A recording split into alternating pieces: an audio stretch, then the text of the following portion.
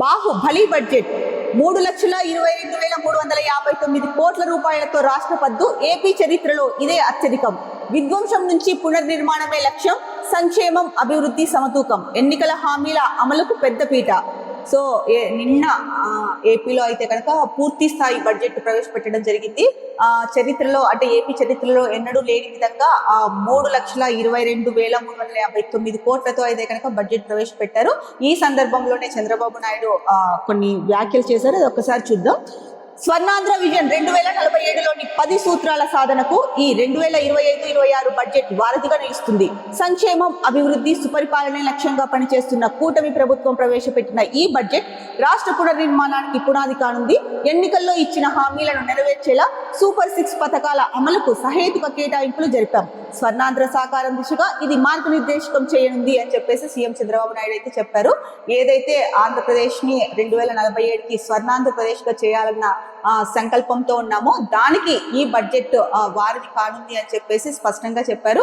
ఏదైతే ఎన్నికల హామీల్లో సూపర్ 6 పథకాలు చెప్పామో వాటిని అమలు చేసే దిశగా కూడా ఈ బడ్జెట్ లో అయితే కనుక కేటాయింపులు జరపడం చేశామని కూడా చెప్పారు. ఇక ముఖ్యంగా ఏ రంగానికి ఎంత కేటాయింపులు చేశారు అన్నది ఒకసారి చూసుకుంటే కనుక మనము పంచాయతీరాజ్ గ్రామీణాభివృద్ధికి 18,847 కోట్లు, బీసీల సంక్షేమానికి 23,260 కోట్లు, ఇక పురపాలక పట్టణాభివృద్ధి శాఖకు 13,862 కోట్లు, ముఖ్యంగా పాఠశాల విద్యకు అయితే కనుక 31,806 కోట్ల రూపాయలు, ఇక ఇంధన శాఖకి 13,600 కోట్లు, వ్యవసాయానికి 11,636 కోట్లు, ఆరోగ్యానికి 19,265 కోట్లు, సాంఘిక సంక్షేమానికి 10,909 కోట్లు, రవాణా శాఖకు 8,785 కోట్ల రూపాయలు కేటాయించారు. ఇక జలవనరులకు 18,020 కోట్ల రూపాయలు అయితే కనుక కేటాయించారు.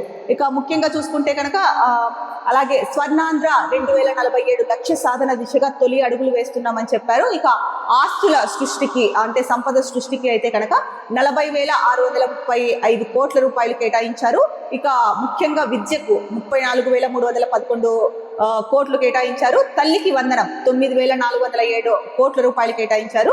ఇక అన్నదాత సుఖీభవ పిఎం కిసాన్ కి 9,400 కోట్లు అయితే కనుక కేటాయించడం జరిగింది. ఓవరాల్ గా చూసుకుంటే కనుక ప్రతి రంగానికి కూడా కేటాయింపులు పరంగా చూస్తే కనుక కొంత వ్యవసాయ రంగానికి మాత్రం కొంత తక్కువగా కనిపిస్తోంది. 11,636 కోట్లు అన్నది వ్యవసాయ రంగానికి అంటే ముఖ్యంగా ఆంధ్రప్రదేశ్ వ్యవసాయ ఆధారిత రాష్ట్రం అనడంలో ఏమాత్రం సందేహం లేదు. సో ఈ నేపథ్యంలో వ్యవసాయ రంగానికి కొంత కేటాయింపులు ఉంటే బాగుండేది అనిపించింది. సో ఏదేమైనా కూడా అన్ని రంగాలకు అయితే కనుక కేటాయింపులు బాగానే కేటాయించారు. ముఖ్యంగా ఒక్కసారి 2025-26 బడ్జెట్ స్వరూపం చూసుకుంటే కనుక అంటే మూలధన వ్యయం అవ్వచ్చు, మూలధన ఖర్చులు అవ్వచ్చు, రెవెన్యూ వ్యయం అవ్వచ్చు, ఇవన్నీ ఏ విధంగా ఉన్నాయి అన్నది కూడా ఇచ్చారు డీటెయిల్స్. అది ఒకసారి చూద్దాం. 2025-26 బడ్జెట్ స్వరూపము మొత్తం 3,22,359.33 కోట్ల రూపాయలు అయితే కనుక ఇక రాబడి చూసుకుంటే కనుక మూలధన వసూళ్లు ఏదైతే ఉందో అది 1,04,382.80 కోట్లు, రెవెన్యూ వసూళ్లు అయితే 2,17,976.53 కోట్లు. ఇక రెవెన్యూ లోట్ అయితే కనుక మైనస్ లో ఉందండి, 33,185.97 కోట్లు. ఇక ఖర్చులు మూలధన చెల్లింపులు అయితే కనుక 24,430.16 కోట్లు, రుణాలు అడ్వాన్స్ల కింద అయితే కనుక 6,130.95 కోట్లు, మూలధన వ్యయం 40,635.75 కోట్లు. ఇక రెవెన్యూ వ్యయం చూస్తే కనుక 2,51,162.5 కోట్లు.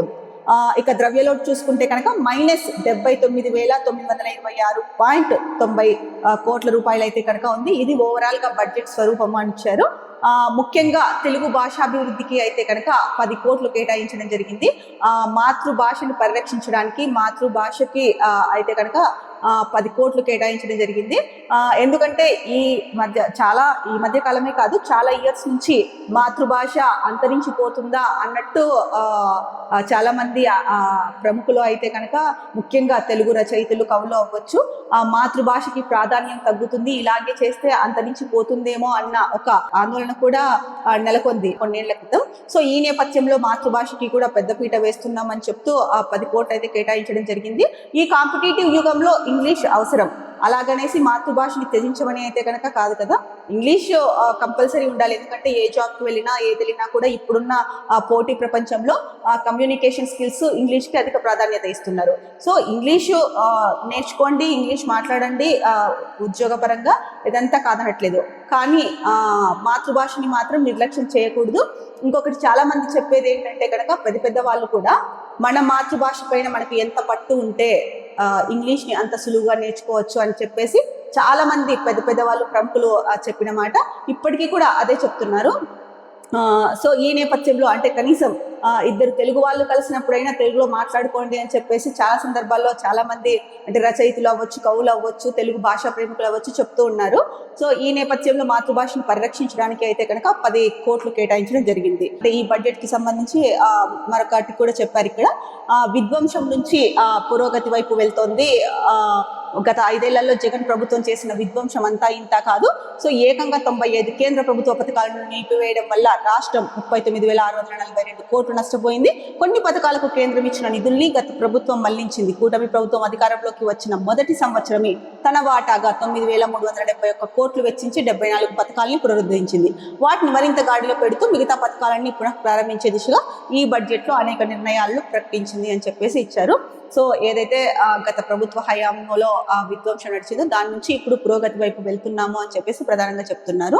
మరి ఈ బడ్జెట్ కేటాయింపులు బాగుంది. 3 లక్షల కోట్ల పైన బడ్జెట్ ప్రవేశపెట్టారు. ఇది ఏపీలోనే అత్యంత పెద్ద బడ్జెట్, అంటే ఏపీ చరిత్రలోనే అత్యధికం అని చెప్పేసి చెప్పారు. అన్ని రంగాలకి కేటాయింపులు కూడా బాగానే చేశారు.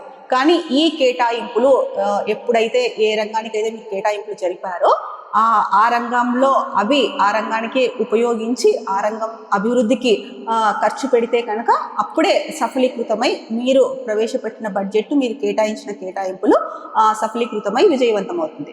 లేకపోతే కనుక ఎంత బడ్జెట్ 3 లక్షల కోట్లు కాదు కదా, 10 లక్షల కోట్లు పెట్టినా కూడా అది వృధా అవుతుంది.